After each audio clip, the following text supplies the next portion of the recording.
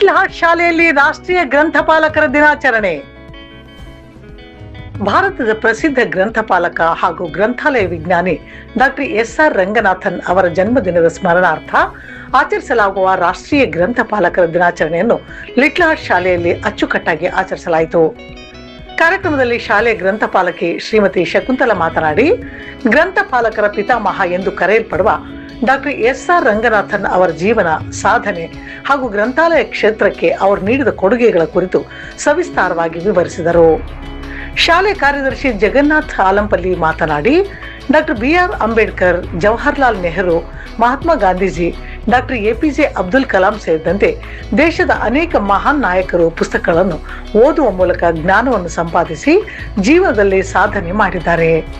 ಆದ್ದರಿಂದ ವಿದ್ಯಾರ್ಥಿಗಳು ಪ್ರತಿನಿತ್ಯ ಪುಸ್ತಕ ಓದುವ ಹವ್ಯಾಸವನ್ನು ಬೆಳೆಸಿಕೊಳ್ಳಬೇಕು ಎಂದು ಕರೆ ನೀಡಿದರು.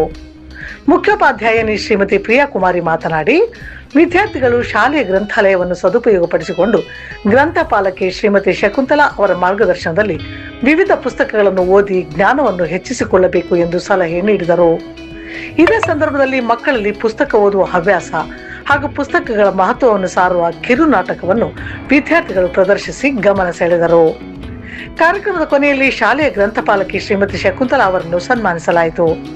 ಶಾಲೆಯ ಶಿಕ್ಷಕಿ ಭುವನೇಶ್ವರಿ ಕಾರ್ಯಕ್ರಮವನ್ನು ನಿರೂಪಿಸಿದರು. ಶಾಲಾ ಸಂಸತ್ತಿನ ವಿದ್ಯಾರ್ಥಿ ನಾಯಕರು ಕಾರ್ಯಕ್ರಮದ ನಿರ್ವಹಣೆಯಲ್ಲಿ ಸಹಕರಿಸಿದರು. Kanasu news, Gangavathi. Librarians Day. Librarian means one who take care of books in library.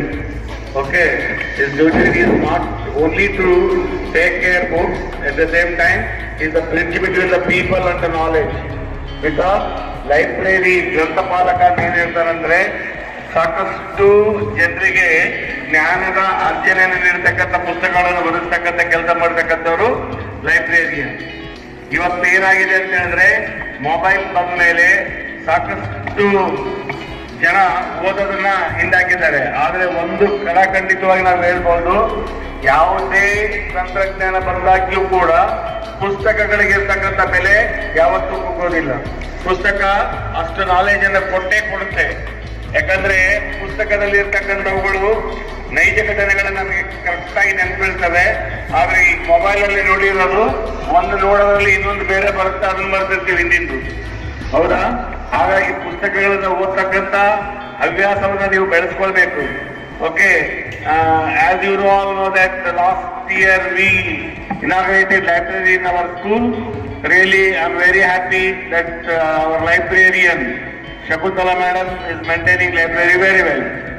Okay, as the librarian day today,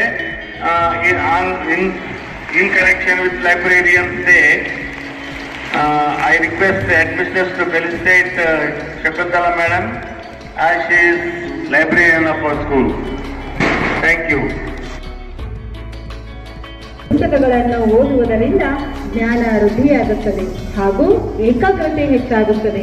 ವಿದ್ಯಾರ್ಥಿಗಳಿಗೆ ಉತ್ತಮವಾಗಿ ಓದುವ ಹವ್ಯಾಸವನ್ನು ಬೆಳೆಸುತ್ತದೆ.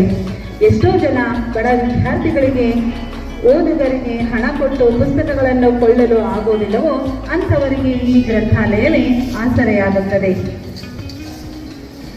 ಇಂದಿನ ಡಿಜಿಟಲ್ ಯುಗದಲ್ಲೂ ಸಹ ಪುಸ್ತಕಗಳ ಮೌಲ್ಯ ಕಡಿಮೆ. ನಾವು ಗ್ರಂಥಾಲಯಗಳನ್ನು ಬಳಸಿ ನಮ್ಮ ಜ್ಞಾನವನ್ನು ಹೆಚ್ಚು ಮಾಡಿಕೊಳ್ಳೋಣ ಹಾಗೂ ಪುಸ್ತಕಗಳನ್ನು ಪ್ರೀತಿಸೋಣ ಎಂದು ಹೇಳುತ್ತೇನೆ. ನಂತರ ಎಲ್ಲರಿಗೂ ನಮಸ್ಕಾರ. ನಮ್ಮ ಗುರುಗಳಾದಂಥ ಮುಖ್ಯೋಪಾಧ್ಯಾಯರಾದಂಥ ಪ್ರಿಯಾ ಕುಮಾರಿ ಮೇಡಮ್, ಜಗನ್ನಾಥ್ ಸರ್ ಹಾಗೂ ನನ್ನ ಗುರು ವೃಂದವೇ ಮತ್ತು ನನ್ನ ಮುದ್ದು ಮಕ್ಕಳೇ, ಎಲ್ಲರಿಗೂ ಇವತ್ತು ಮುಂಜಾನೆ ಶುಭಾಶಯಗಳನ್ನು ತಿಳಿಸುತ್ತಾ, ಇಂದು ನಮಗೆ ಒಂದು ವಿಶೇಷವಾದ ದಿನ. ಅದು ಏನು ಅಂತಂದ್ರೆ, ಇವತ್ತು ನಮ್ಮ ಭಾರತ ದೇಶದ ಗ್ರಂಥಪಾಲಕರಾದಂಥ ಡಾಕ್ಟರ್ ಎಸ್.ಆರ್. ರಂಗನಾಥನ್ ಅವರು ಹುಟ್ಟಿದ ದಿನ ಇವತ್ತು. ಅವರು ಆಗಸ್ಟ್ 12, 1892ರಂದು ಇವರು ತಮಿಳುನಾಡಿನಲ್ಲಿ ಜನಿಸ್ತಾರೆ. ಇವರು ಒಬ್ಬ ಶ್ರೇಷ್ಠ ಗಣಿತ ತಜ್ಞರಾದರೂ ಕೂಡ ಇವರು ತಮ್ಮ ಅಪಾರವಾದ ಹೆಚ್ಚಿನ ಸಮಯವನ್ನು ಅವರು ಲೈಬ್ರರಿಗೆ ಅವರು ಕಳೆದೇ ಇರ್ತಾರೆ. ನಮ್ಮ ದೇಶದಲ್ಲಿ ಅಂದ್ರೆ ನಮ್ಮ ಭಾರತ ದೇಶಕ್ಕಾಗಿ ಅವರು ಒಂದು ಲೈಬ್ರರಿಗೆ ಒಂದು ಭದ್ರ ಬುನಾದಿ ಹಾಕಿ ಆ ಲೈಬ್ರರಿಗೆ ಕೆಲವು ರೂಪುರೇಷೆಗಳನ್ನು ಕೊಟ್ಟು ಅವರು ಇಂದಿಗೂ ಲೈಬ್ರರಿ ಒಂದು ಜೀವಂತವಾಗಿರಲು ಅವರು ಕಾರಣಕರ್ತರಾಗ್ತಾರೆ. ಎಷ್ಟೋ ಗಣ್ಯ ವ್ಯಕ್ತಿಗಳು, ಉದಾಹರಣೆ ಡಾಕ್ಟರ್ B.R. ಅಂಬೇಡ್ಕರ್ ಇರ್ಬೋದು, ಆಮೇಲೆ ಮಹಾತ್ಮ ಗಾಂಧೀಜಿ, ಜವಾಹರ್ಲಾಲ್ ನೆಹರು, ಆಮೇಲೆ ಎಷ್ಟೋ ಕವಿಗಳು, ಕುವೆಂಪು, ಬೇಂದ್ರೆ ಇವರೆಲ್ಲ ಅತಿ ಹೆಚ್ಚು ಪುಸ್ತಕಗಳನ್ನು ಅವರು ಓದ್ತಾ ಇದ್ರು ಮತ್ತು ಪ್ರೀತಿಸ್ತಾ ಇದ್ರು. ಈಗ ಡಾಕ್ಟರ್ B.R. ಅಂಬೇಡ್ಕರ್ ಅವರು ಹೆಚ್ಚಿನ ತಮ್ಮ ಸಮಯವನ್ನು ಲೈಬ್ರರಿಯಲ್ಲೇ ಕಳೀತಾ ಇದ್ರು. ಅಲ್ಲಿ ಅವ್ರು ಒಮ್ಮೆ ಲೈಬ್ರರಿ ಭೇಟಿ ನೀಡಿದ್ರೆ ಅವರ ಲೈಬ್ರರಿಯಲ್ಲಿ ಇರ್ತಕ್ಕಂಥ ಎಲ್ಲಾ ಪುಸ್ತಕಗಳನ್ನು ಓದಿ ಅವರು ಮುಗಿಸ್ತಾ ಇದ್ರು. ಆಗ ಅವರು ಅಪಾರವಾದ ಜ್ಞಾನವನ್ನು ಪಡೆದುಕೊಂಡ ಕಾರಣ ಅವರಿಗೆ ಜ್ಞಾನದ ಸೂರ್ಯ ಅಂತ ಕರೀತಾರ. ಹೀಗೆ ಇಂದು ನಾನು ನಿಮಗೆ ಏನು ಹೇಳ್ತೇನೆ ಅಂದ್ರೆ, ಮುದ್ದು ಮಕ್ಕಳೇ, ನಮ್ಮ ಲಿಟ್ಲ ಸ್ಕೂಲಲ್ಲಿ ಲೈಬ್ರರಿ ಇದೆ. ಬಟ್ ನೀವು ಬಂದು ಲೈಬ್ರರಿ ಒಂದು ಉಪಯೋಗವನ್ನು ಪಡೆದುಕೊಳ್ಳಿ. ಅಂದ್ರೆ ಅಲ್ಲಿ ಬಂದು ಟೈಮ್ ವೇಸ್ಟ್ ಮಾಡಬೇಡ್ರಿ, ಯಾರ ಕಾಲ ಹಣ ಮಾಡಬೇಡ್ರಿ. ಒಳ್ಳೊಳ್ಳೆ ಪುಸ್ತಕಗಳಿವೆ, ಆ ಪುಸ್ತಕಗಳನ್ನು ಓದಿಕೊಂಡು ನೀವು ಅಪಾರವಾದ ಜ್ಞಾನವನ್ನು ಪಡ್ಕೋರಿ. ಅದು ಮುಂದೆ ನೀವು ಎಲ್ಲೇ ಹೋದ ಬಂದ್ರು ಆ ಒಂದು ಹವ್ಯಾಸ, ಆ ಪುಸ್ತಕಗಳನ್ನು ಓದುವ ಒಂದು ಹವ್ಯಾಸವನ್ನು ಬೆಳೆಸ್ಕೊಂತ ಬಂದ್ರೆ ನಿಮಗೆ ಒಳ್ಳೆ ಎಲ್ಲಾದ್ರೂ ಒಂದು ಒಳ್ಳೆ ಇದು ಸಿಗುತ್ತೆ, ಒಳ್ಳೆ ಹೆಸರು ಸಿಗುತ್ತಾ. ನೀವು ಒಳ್ಳೆ ಹೆಸರನ್ನು ಪಡೆಯೋದ್ರಿಂದ ನಮ್ಮ ಸ್ಕೂಲ್ಗೆ ಮತ್ತು ನಿಮ್ಮ ತಂದೆ ತಾಯಿಗೂ ನೀವು ತಿರ್ಗಿ ತರಬಹುದು ಅಂತ ಹೇಳ್ತೀನಿ. ಆಮೇಲೆ ಇದು ಲೈಬ್ರರಿ ಅಂದ್ರೆ ಅದು ಬರೋ ಒಂದು ಜ್ಞಾನ. ಅಂದ್ರೆ ಲೈಬ್ರರಿ ಅಂದ್ರೆ ಏನಪ್ಪಾ ಅಂತಂದ್ರೆ ಅದು ಒಂದು ಜ್ಞಾನದ ಸಂಕೇತ ಅಂತ ಹೇಳ್ಬೋದು. ಲೈಬ್ರರಿ ಅಂದ್ರೆ ಜ್ಞಾನದ ಸಂಕೇತ. ಅಂದ್ರೆ ವಿದ್ಯಾರ್ಥಿಗಳ ಒಂದು ಓದಿನ ಒಂದು ಅವಿಭಾಜ್ಯದ ಅಂಗ ಅಂತಾನೆ ಹೇಳ್ಬೋದು. ಸಾರಿ, ನನ್ಗೆ ಸ್ವಲ್ಪ ಭಯ ಆಗ್ತಿದೆ. ಆ ಒಂದು ಓದಿನ ಅವಿಭಾಜ್ಯ ಅಂಗ ಅಂತಾನೆ ಹೇಳ್ಬೋದು. ಬಟ್ ಲೈಬ್ರರಿ ಬಗ್ಗೆ ಇಲ್ಲಿ ಹೇಳ್ತಾ ಹೋದ್ರೆ ನಿಜ ಸಾಕಷ್ಟು ಮಾಹಿತಿ ಇದೆ. ಬಟ್ ನಿಮ್ಗೆ ನೀಡ್ಲಿಕ್ಕೆ ನನ್ಗೆ ಇದಾಗ್ತದೆ. ಇಷ್ಟು ಹೇಳಿ ನನ್ನ ಒಂದೆರಡು ಮಾತುಗಳನ್ನು ಮುಗಿಸ್ತೇನೆ. Thank you. And myself Priya Banu. We are from class 7B section. Today we are going to present a book review on My Experiments with Truth by Mahatma Gandhi. Mahatma Gandhi, whose full name was Mohandas Karamchand Gandhi, was born on 2 October 1869. He was a great freedom fighter who believed in truth and non-violence. This book is his autobiography in which he shares his childhood struggles, mistakes and lessons that had helped him to become a great leader. This book is not just about Gandhi's success. It also tells us about the mistakes he made, the challenges he faced, and how he learned from that. Every chapter teaches an important life lesson and makes the reader curious to know what happened next. Thank you.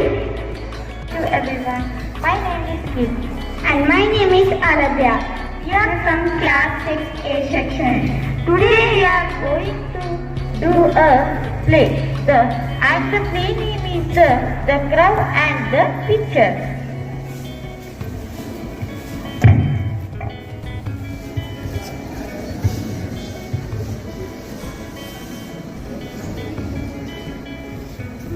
Once upon a time, there was a thirsty crow. It was very thirsty. It was wandering for water all over the forest.